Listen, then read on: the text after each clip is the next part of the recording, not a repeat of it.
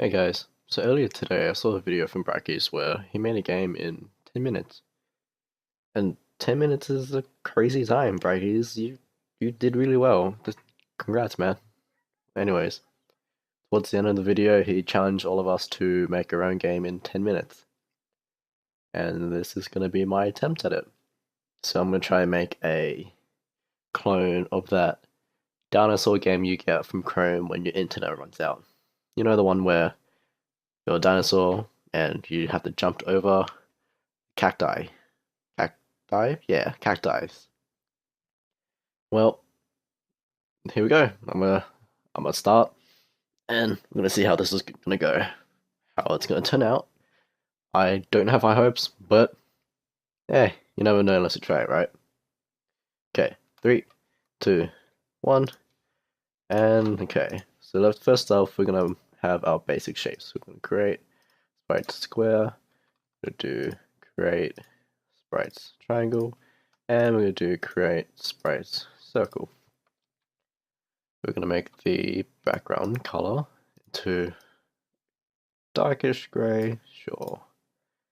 We're going to bring a square, call this the ground, and let's scale this to 20, the Y about 4, yeah, and move it down by -5. And we can change the color of this to a nice darker gray. Cool. Oh, and also should give this a box collider. We're gonna now work on our obstacles? Yeah. Let's create an empty object, call this, let's call it spikes. There we go. Reset the transform and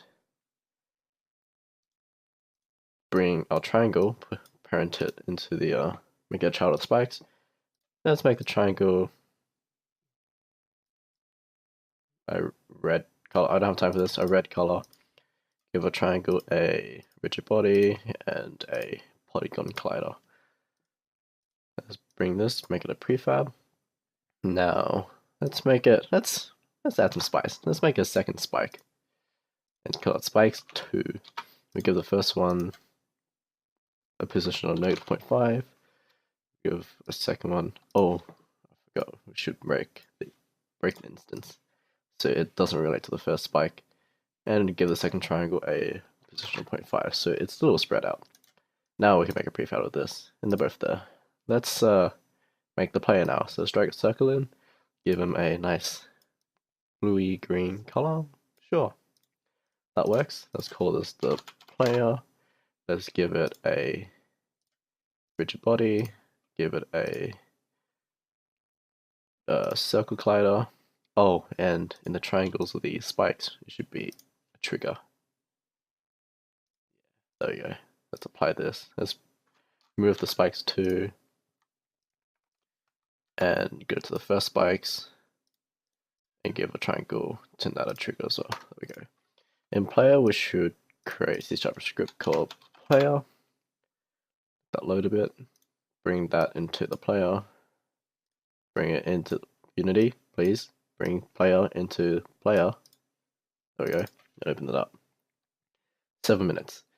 Okay, let's go. Let's make a public float called jump height. And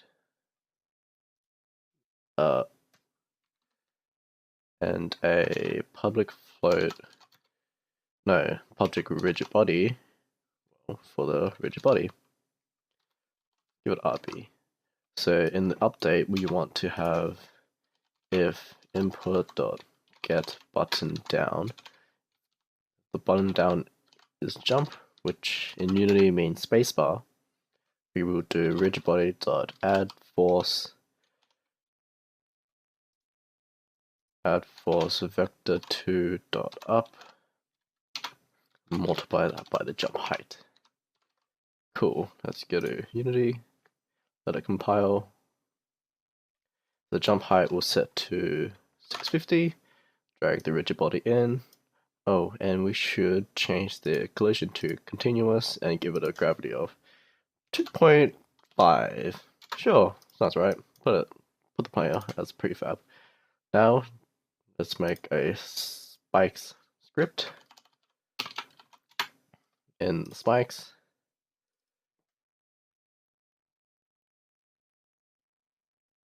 Come on, we're gonna have a public float for move speed.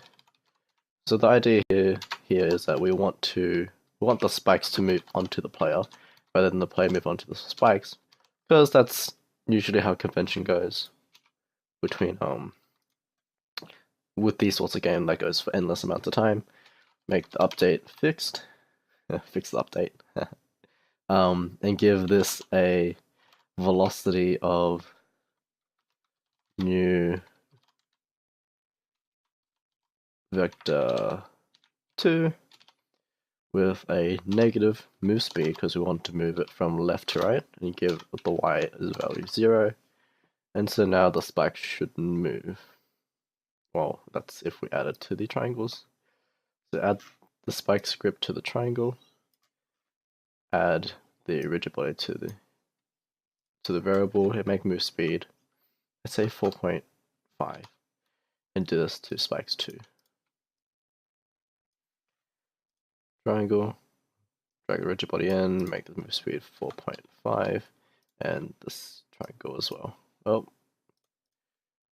make the move speed 4.5, and the rigid body, drag that in. And so now we can work on the spawner. Let's create empty, call it spawner, reset the transform, and let's create a script called spawner. There we go. Once it's loaded, we can bring the spawner onto the spawner.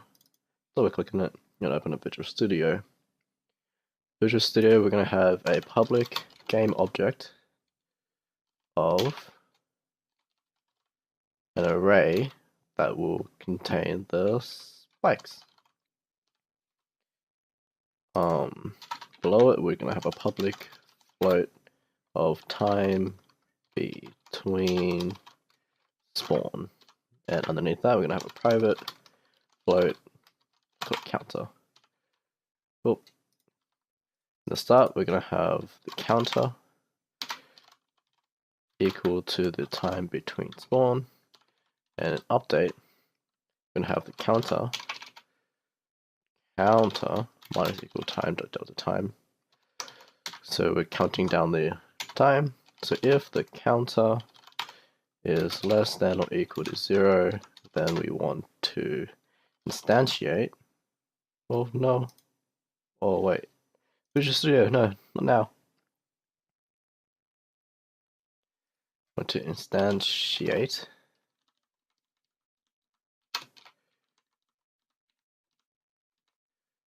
we want to instantiate a spike, so go spikes, a random spike from the array, so we do random dot range from 0 to the spikes dot length, and we want to spawn it at the current position, so transform dot position with no rotation, so quaternion dot identity. And after this, we want to set counter back to the time between spawn. There we go. Now if we go to the player script, we can add in void on trigger. Oh, why do you do this, Visual Studio? Why? I only have 1 minute and 40 seconds. On trigger enter 2D, and at the top we're going to be putting in using Unity engine dot scene management, and in here we want to do scene manager dot load scene of scene manager dot current get active scene dot build index. So when we get hit by a spike, we can reset the scene. Cool. So in the spawner, we're going to have time between spawn. Let's give the player 1.5 seconds, and let's lock this inspector and bring in the 2 spikes that we have. There we go. Now, if we move the spawner into a better position, so let's say, yeah, I'm just gonna eyeball it. We've got 40 seconds. Let's give this a run.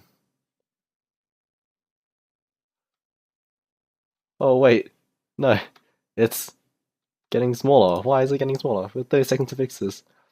Triangle. Oh, it's not like this. Triangle.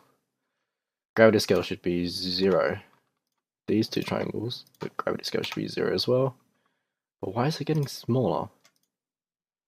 Let's get our spikes. 20 seconds. Uh, it should not get smaller. Let's test it again. Nope,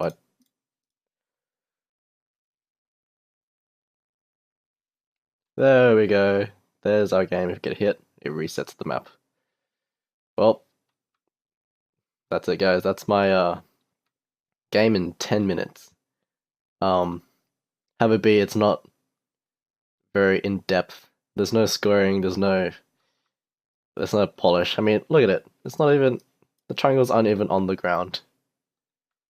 Um, but yeah, thanks Brackeys to thanks thanks for making this 10-minute challenge, and I I'm gonna go. Wait, I can't concentrate while playing. Um, I'm gonna tell you guys to take this challenge on for yourself. Uh, Man, this is a lot of fun. Um, yeah, go for it. Have a small idea. Go for it. Um, and trust me, this was a lot of fun. Alright, guys. See you next time.